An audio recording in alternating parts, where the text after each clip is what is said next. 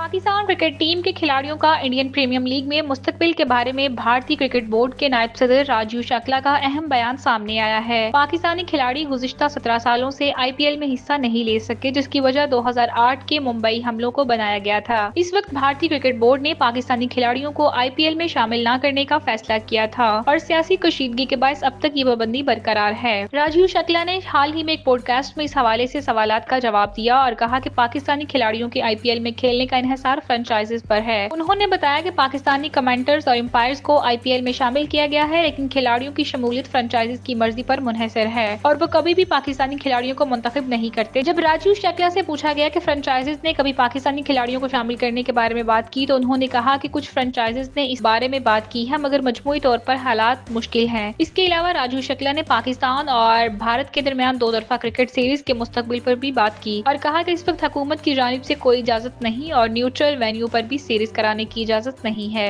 उन्होंने मजीद कहा कि हमारा मकसद एक दूसरे के मुल्क में खेलना है, लेकिन इसके लिए हुकूमत की इजाजत और सिक्योरिटी क्लियरेंस जरूरी है और श्रीलंकन टीम पर हमले के बाद हालात मजीद पेचीदा हो गए हैं।